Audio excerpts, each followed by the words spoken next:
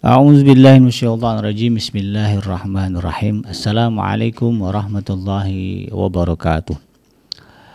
Innal hamdalillah nahmaduhu wa nasta'inuhu wa nastaghfiruh wa na'udzubillahi min syururi anfusina wa min sayyiati a'malina. May yahdihillahu fala mudhillalah wa may yudlilhu fala hadiyalah. Asyhadu an la ilaha illallah wahdahu la syarikalah wa asyhadu anna Muhammadan abduhu wa rasuluhu la nabiyya ba'dah. Allahumma salli wa sallim ala hadzal nabiyil karim wa ala alihi wa ashabihi wa man tabi'ahum bi ihsanin ila yaumiddin.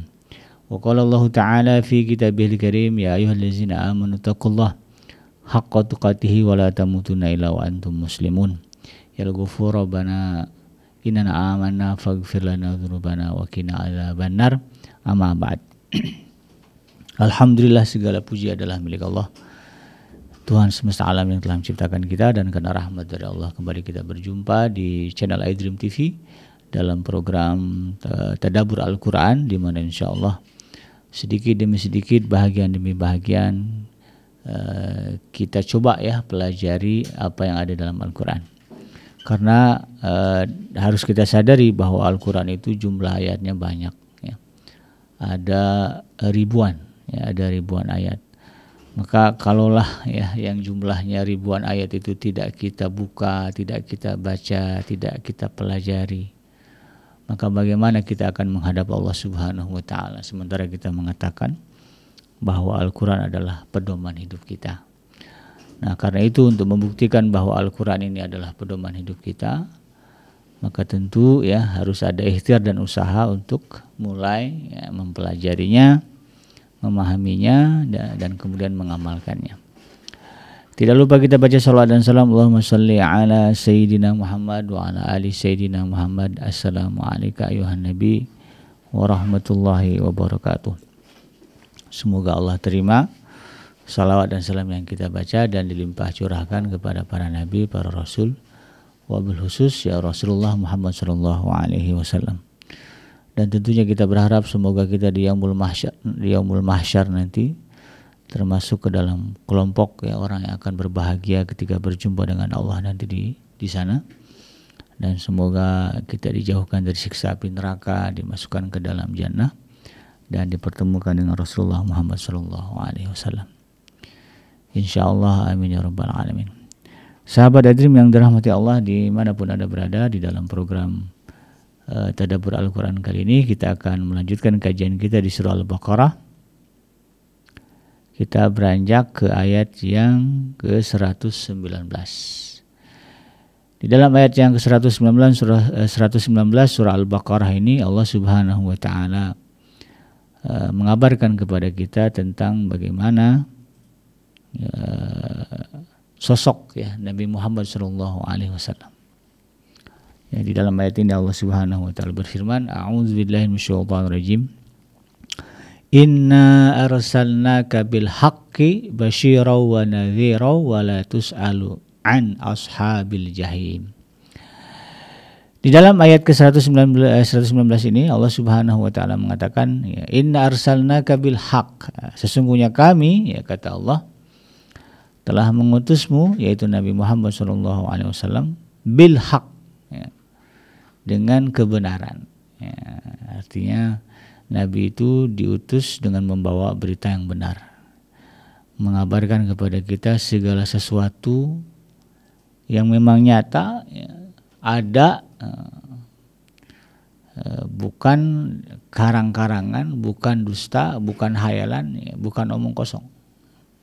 Tetapi apa yang dibawa oleh Nabi Muhammad, ya kabar-kabar yang disampaikan oleh Nabi Muhammad kepada kita umatnya, itu adalah kabar yang benar, kabar yang nyata ya. Ya, maka segala sesuatunya ya ini disampaikan Nabi akan terjadi, terbukti ya. Karena yang mengirimkan dia adalah Al-Haq ya, yang maha benar, yaitu Allah Subhanahu wa taala. Dan ini Allah tegaskan, ya sesungguhnya kami telah mengutusmu ya Muhammad basyira wa nadhira. Ya, selain tadi ya prinsipnya beliau adalah manusia yang datang dengan membawa kebenaran ya untuk disampaikannya kepada manusia, kepada umatnya ya, kepada manusia hingga akhir zaman nanti. Rasulullah juga Allah sifatkan sebagai apa? Basyira wa nadhira, ya. Dengan kebenaran yang dibawanya itu, ya, maka beliau menjadi pembawa berita gembira dan juga pemberi peringatan. Jadi isi kebenaran yang dibawa oleh Rasulullah SAW, ya, menurut ayat ini adalah hal-hal yang sifatnya menjadi berita gembira bagi manusia dan juga hal-hal yang sifatnya menjadi peringatan bagi kita manusia. Nah, tentu kalau berbicara berita gembira, ya di dalamnya ya Rasulullah ya mengungkapkan teori-teori tentang bagaimana hidup tentram, bahagia, ya rumah tangga sakinah, mawaddah warahmah, itu kan disampaikan oleh Rasulullah SAW. Bagaimana agar dunia ini damai, itu kan Rasulullah itu menerangkan, mengajarkan kepada kita. Ya adanya hukuman-hukuman, itu kan semuanya bentuk dari ajaran yang kemudian ya dengan itu kalau diamalkan ya manusia akan merasakan kegembiraan. Ya, misalnya dalam konteks tindakan kriminal, ya kita kan maunya tempat kita ini aman-aman aja kan, zero kriminal gitu ya, zero crime, bebas kriminal itu kan. Ya Nabi ngajarin ya berdasarkan apa yang Allah Subhanahu wa taala perintahkan begitu kan, untuk menegakkan hukum qisas misalnya. Bahwa yang membunuh ya hukumannya bisa dibunuh gitu ya. Bisa, karena nanti kan teknisnya ada juga ya. Kasus-kasus pembunuhan yang kemudian di dalam syariat disebutkan ada unsur maaf ya, kemudian juga ada diat ya, tebusan. Kalau itu disepakati ya maka hukuman bunuhnya dibatalkan. Tapi ya untuk kasus-kasus tertentu ya tidak bisa gitu kan. Ya, seperti misalnya penjahat perang ya di zaman Rasulullah itu dieksekusi ya. Tidak ada diat, tidak ada maaf. Ya, ada kejahatan-kejahatan ya. Memang ada orang-orang yang saking jahatnya ya boleh kita bilang disebut sebagai raja tega ya. Itu enggak, kalau hidup memang isinya ngebunuh aja, ngerusak aja, maka orang-orang kayak gini ya di dalam Islam ya dieksekusi gitu kan, tidak ada unsur maaf. Memang hatinya sudah keras, sudah membatu gitu, yang ada di otaknya kejahatan, itu diatur kan. Maka kemudian di negara-negara kita ambil contoh lah ya di Arab Saudi ya, yang hukum Islamnya ditegakkan ya. Hukum qisas ya gitu ya, misalnya tadi ya hukuman pembunuhan yang bisa dibunuh, kemudian hukuman kalau berzina ya bisa dirajam, atau minimal kalau dia ghairu muhsan ya dicambuk gitu kan, di penjara. Kemudian ada hukuman denda juga kan, ta'zir ya. Jadi ada denda gitu kan. Nah, itu ditegakkan, itu bisa kita lihat ya bagaimana ya, bahkan tidak hanya orang Islam sebetulnya, non muslim pun ya itu banyak yang mengakui bahwa Arab Saudi ya, dalam hal ini negara yang menegakkan syariat Islam dari sisi hukuman pidananya ya, hukuman sosial, hukuman pidana semualah gitu ya. Itu memang aman. Ya, boleh dikatakan hampir zero kriminal. Ya, mungkin sahabat-sahabat kita yang sudah pengalaman pergi umrah ya, pergi haji, memang suasananya ya, damai ya, tenang gitu kan, kita tidak mendapati copet ya. Kalaupun ada ya, kejahatan-kejahatan itu ya kalau di compare dengan populasi ya masyarakat, jumlah warganya ya jauh ya. Mungkin nggak sampai 1% ya kadar tingkat kejahatannya, 0, sekian begitu kan. Tentu kita bisa belajar dari situ ya, bagaimana ya kegembiraan itu bisa kita dapatkan ya, kalau ajaran yang dibawa oleh Rasulullah SAW itu kita tegakkan di dalam keluarga kita misalnya ya, sahabat iDream ya. Kalau kita tegakkan apa yang diajarkan oleh Rasulullah SAW ya di dalam berumah tangga, maka kita akan merasakan kegembiraan di dalam rumah tangga. Dalam pertemanan misalnya ya, ketika kita ya menjalankan aktivitas sosial kita ya bersama dengan teman-teman kita, kalau kemudian kita menegakkan di situ apa yang diajarkan oleh Rasulullah SAW, maka rasanya itu menggembirakan. Ya, saya pernah ya diajak main ya makan sama guru, sama beberapa orang guru dulu di pesantren. Nah, dalam satu perjalanan kita mampir ke rumah makan. Ya, itu guru-guru saya itu ya selesai makan pada rebutan bayar. Dan itu bukan basa-basi gitu ya. Mereka asing buka dompet ngeluarin uang untuk bayar. Sampai kasirnya bingung mau nerima duit yang mana ya. Karena saking ingin ya itu tadi ya mengamalkan apa yang diajarkan oleh Rasulullah SAW. Dan itu tentu menggembirakan ya. Bayangkan kita punya teman kalau ada apa-apa mereka siap bantu, siap nolong ya, karena Rasulullah kan begitu. Rasulullah itu ya kalau ada orang susah datang walaupun beliau tidak bisa bantu ya, beliau akan cari ya, orang yang bisa bantu, artinya memberi syafaat kan. Bahkan syafaat Rasulullah sampai ke akhirat nanti ada ya. Jadi Rasulullah itu tidak akan berdiam diri ketika ada orang datang kemudian ya, meminta tolong, beliau akan tolong. Nah, jadi kita bisa bayangkan kalau kita hidup dengan orang-orang yang punya prinsip seperti itu. Dalam satu komunitas semuanya punya prinsip begitu ya. Dalam Al-Quran kan jelas kan disebutkan ta'awanu 'alal birri wat taqwa ya, tolong menolonglah kalian dalam kebaikan dan takwa. Ada kalimatnya fastabiqul khairat ya, berlomba-lombalah di dalam berbuat baik gitu kan. Wa ahsin kama ahsanallahu ilaik ya, berbuat baiklah kalian kepada manusia sebagaimana Allah berbuat baik kepada kalian. Itu tegak aja dalam satu komunitas, maka kita akan tinggal di satu komunitas yang selalu memberikan kegembiraan dan kebahagiaan.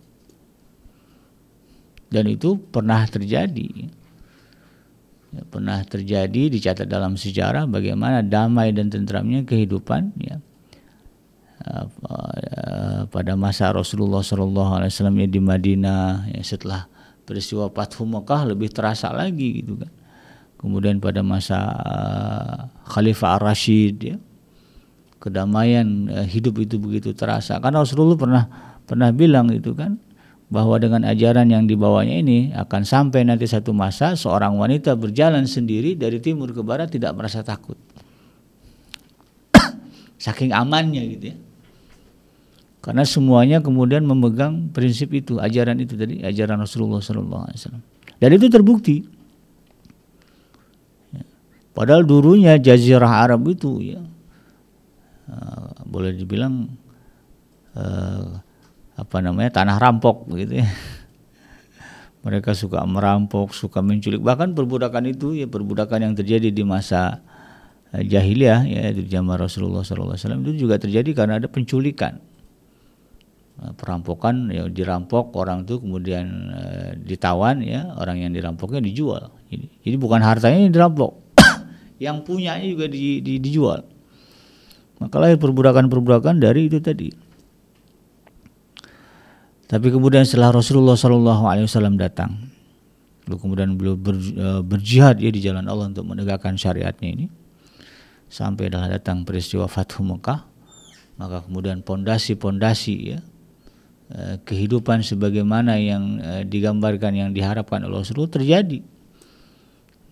Dan setelah itu pada masa Khulafaur Rasyidin ya, kemudian pada masa khalifah setelahnya, memang mereka tidak takut untuk pergi berjalan sendiri, tidak ada yang mengganggu ya. Semua takut kepada Allah. Jadi para wanita merasa aman, anak-anak merasa aman, orang miskin merasa terlindungi, terjaga karena bertetangga dengan orang yang punya. Jadi kehidupan itu menggembirakan. Dan juga itu ya, nah itu bab menggembirakannya. Dan kemudian Rasulullah juga mengatakan, Rasulullah SAW yang membawa kebenaran itu selain sebagai pemberi ya atau pembawa berita gembira, beliau juga kemudian menjadi sosok yang membawa peringatan. Ya. Puncak dari peringatan Rasulullah SAW itu adalah bahwa akan ada nanti satu masa, ya, Setelah kita meninggalkan alam dunia ini, kita akan dibangkitkan oleh Allah Subhanahu wa taala untuk mempertanggungjawabkan segala amalan kita, perbuatan kita. Dan Rasulullah ya, sebagaimana disebutkan dalam banyak riwayat ya, beliau betul-betul menekankan hal itu sampai Rasulullah sendiri ya,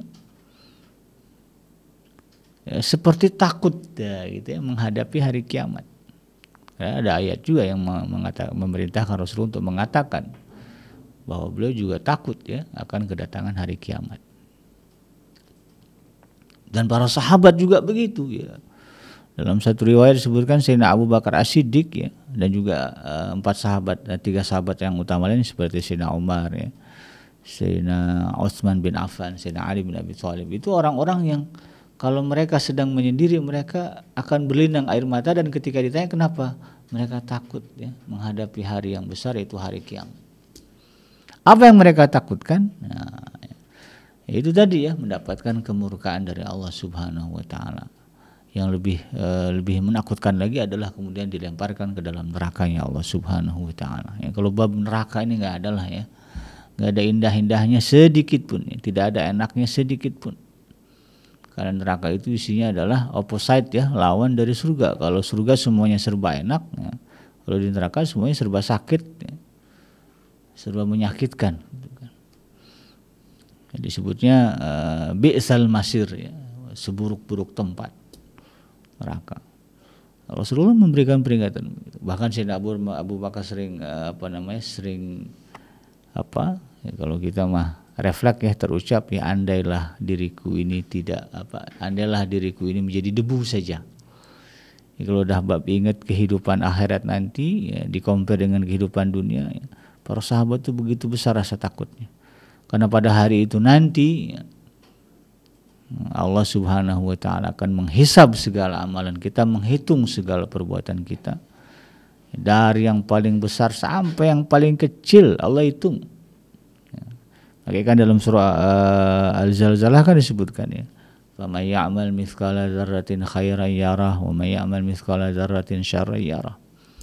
Ya, perbuatan itu ya, mau baik mau jahat ya, sedikit ya, sekecil apapun ya, sebesar zarah, itu nanti Allah akan angkat, Allah akan tampakkan, Allah akan hitung.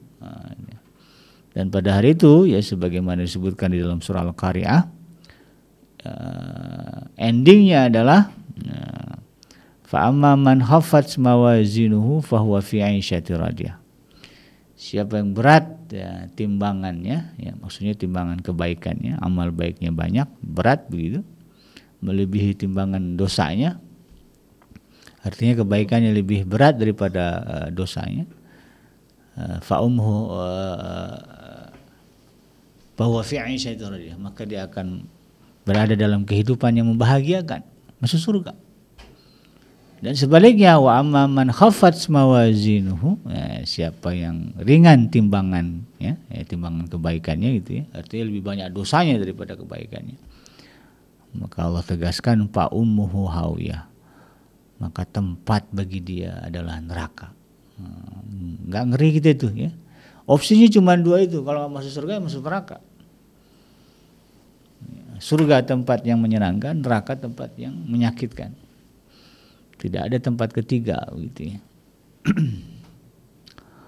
Maka ini harus menjadi peringatan bagi kita ya, agar hidup ini kemudian tidak semena-mena, tidak seenaknya, tidak terlena sehingga kemudian melalaikan kewajiban kepada Allah. Dan yang lebih mengerikan lagi, apa kata Allah Subhanahu wa taala, wala tus'alu an ashabil jahim ya, bahwa kamu Muhammad tidak akan dimintai pertanggungjawaban tentang penghuni-penghuni neraka. Ya, kalau sudah diputuskan nanti di yaumul mahsyar ya, bahwa si A si B masuk kemana ya, maka nanti akan ada 2 kelompok ya, ada ahlu surga, ada ahlu neraka gitu kan. Ada yang masuk ke dalam surganya Allah, ada yang masuk ke dalam nerakanya Allah.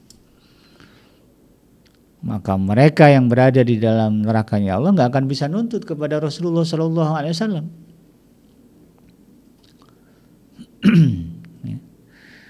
Allah sudah menegaskan bahwa beliau tidak dimintai pertanggungjawaban tentang penghuni-penghuni neraka. Karena pada hakikatnya kan Allah sudah tegaskan ya, faman sa'a falyu'min faman sa'a falyakfur. Di dalam Al-Quran kan begitu ya. Siapa yang mau beriman, beriman ya. Dan siapa yang mau kafir, kafir. Cuman kan konsekuensinya ditanggung masing-masing. Yang beriman dan beramal soleh Allah akan masukkan ke dalam surga ya. Yang kafir dan kemudian hidupnya ya menuruti kekafirannya, maka silakan kan begitu. Konsekuensinya apa ya? Neraka kan, kembali kepada kita. Dan Rasulullah SAW kemudian tidak akan dimintai pertanggungjawaban tentang hal itu. Namun demikian sahabat iDream ya, atas rahmat dari Allah Subhanahu Wa Taala ya, walaupun Allah menegaskan beliau tidak akan ditanya tentang penghuni neraka gitu ya, tidak akan dikait-kaitkan dengan penghuni neraka, tapi karena cintanya Rasulullah SAW kepada kita umatnya, maka beliau memohon kepada Allah agar diberikan izin untuk memberikan syafaat ya, bagi umat beliau ya, yang terbukti memiliki kecintaan kepada Rasulullah ya. Nah, cinta di sini kan dalam artian betul-betul ada jejaknya gitu ya, jejak bukti cintanya. Ya, cuman kan cinta yang benar itu bukan cinta di mulut ya. Kan ada orang bilang I love you tapi kemudian melakukan hal yang tidak disukai oleh yang dicintainya. Ini kan bohong, berarti kan I love you-nya. Ya. Tapi orang yang benar-benar cinta, di mulutnya dia mengucapkan cinta, di dalam perbuatannya dia tunjukkan ya, bukti cintanya. Gitu ya kan. Apa bukti cinta kepada Rasulullah? Yaitu mengamalkan sunnahnya, mengikuti apa yang diperintahkan oleh Rasulullah, ya, menjauhkan diri ya, atau menaati terhadap apa yang dilarang oleh Rasulullah SAW. Itu bukti cinta gitu kan. Tapi kalau cuma di mulut aja ya Rasulullah saya cinta kepadamu ya, kemudian bersalawat begitu kan. Tapi kalau tingkah lakunya jauh ya dari apa yang dikatakan oleh Rasulullah SAW, dari perintah, dari larangan Rasulullah SAW, ya bagaimana kita mengatakan ya, kita cinta kepada Rasulullah? Ya, dengan pasangan kita juga bisa kita tes deh gitu ya. Kita bilang kepada pasangan kita saya cinta kepada kamu, tapi pasangan kita misalnya nih nggak suka kita ngerokok aja ya, pasangan kita nggak akan percaya kalau kita cinta sama dia ya. Tapi kalau dia nggak pun dia katakan saya mencintaimu, tapi kemudian tadinya dia perokok, begitu tahu pasangannya nggak suka merokok, dia nggak ngerokok, dia langsung berhenti merokok, itu lebih kerasa sama pasangannya. Berarti dia betul-betul mencintai saya sampai rela dia menghentikan kebiasaannya merokok misalnya. Nah, ada juga orang yang begitu kan, kalau konteks bagaimana mahabbah dia kepada Rasulullah. Dia tidak berkoar-koar ya dicinta Rasulullah, tapi apa yang dikatakan oleh Rasulullah SAW diamalkan, dia dikerjakan. Maka tentu jejak ya atau bukti cinta pada diri orang ini lebih diakui oleh Rasulullah SAW. Nah itu kan. Maka kata Rasulullah ya dalam satu hadis disebutkan dalam hadis yang diriwayatkan oleh Imam Ahmad ya, beliau Rasulullah bersabda, syafaati li ahlil kabair min ummati. Syafaatku nanti akan diberikan kepada orang-orang yang berbuat dosa ya, dosa besar ya dari umatku. Karena kan dalam pandangan beberapa aliran ya, itu Kharij dan juga Mu'tazilah yang mereka mengatakan itu orang-orang yang berbuat dosa besar itu bisa masuk neraka, nggak ada tawar menawar.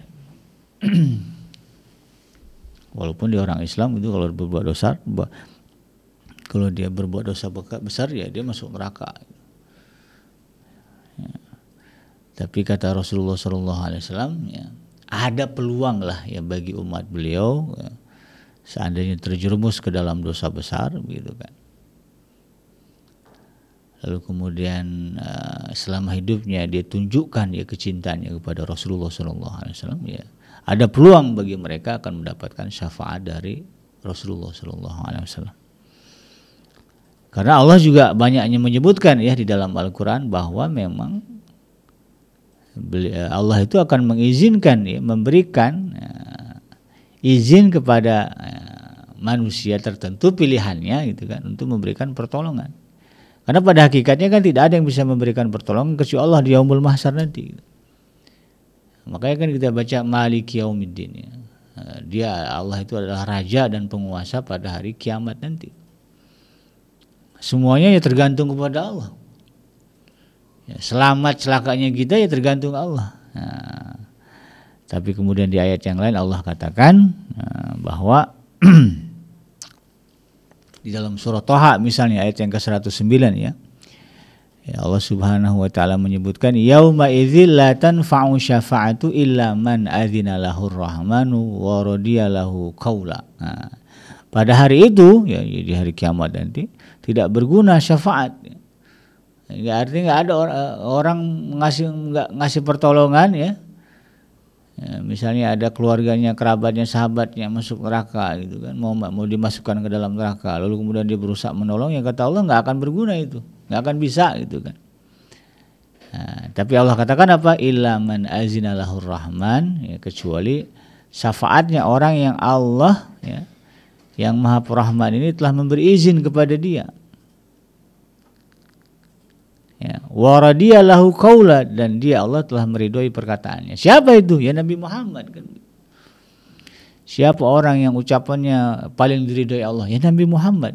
Ya, sampai Allah menegaskan ini dalam Al-Qur'an kan, dalam surah Al-Qalam, wa innaka la'ala khuluqin azim. Ya, sesungguhnya engkau Muhammad betul-betul berada pada budi pekerti yang agung. Ya, maka kalau dilihat ya dari artinya kalau kita mau teliti ya orang yang paling Allah ridhoi ucapannya Nabi Muhammad.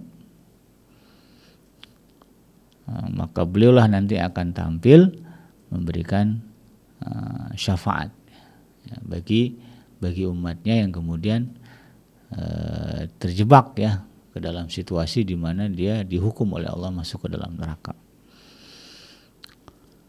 Nah, oleh karena itu kemudian ya kita berharap ya kepada Allah Subhanahu wa taala ya, agar kita kemudian dibimbing ya untuk senantiasa istiqomah di jalan Allah ya. Dan andai pun nanti kita telalai, terlupa ya, khilaf ya, alfa ya, lalu kemudian melakukan dosa yang menyebabkan Allah murka ya, kita harapkan semoga Allah ya mentakdirkan kita mendapatkan syafaat dari Rasulullah sallallahu alaihi wasallam. Nah, karena itu kemudian ketaatan itu kan ada dua ya, taat kepada Allah dan taat kepada Rasul. Ketaatan kita kepada Allah ya, ini adalah satu kemutlakan ya, dan ketaatan kita kepada Rasulullah SAW ya, pada akhirnya ini akan membawa keberuntungan dan kemaslahatan bagi kita. Ya, salah satunya itu ya. Ya, kita kan nggak tahu pasti nih apakah betul ya kita ini tidak ada masalah di akhirat nanti ketika dihisab oleh Allah. Karena kan Allah detail hisabnya itu. Ya, perbuatan kita sekecil apapun kalau Allah katakan jahat, ya zalim, ya, melanggar syariat, ya Allah tetapkan sebagai dosa. Apalagi yang besar-besar. Ya. Ya. Jadi seandainya hisab kita di yaumul kiamah nanti bermasalah, ya kebaikan kita ternyata kalah dibandingkan dengan kejahatan kita. Mudah-mudahan ya kita mendapatkan syafaat dari Rasulullah Muhammad SAW. Itulah sahabat iDream ya, tadabbur yang bisa kita ambil dari surah Al-Baqarah ayat yang ke-119. Mudah-mudahan bermanfaat. Yang benar datangnya dari Allah, yang salah semata-mata lahir dari kealfaan dan kehilapan saya pribadi. Saya bikinnya pamit undur. Hasbiyallahu la ilaha illa huwa alaihi tawakkaltu wa huwa rabbul arsyil azim. Subhanaka Allahumma rabbana wa bihamdika asyhadu an la ilaha illa anta astaghfiruka wa atubu ilaik. Walhamdulillahirabbil alamin. Wassalamualaikum warahmatullahi wabarakatuh.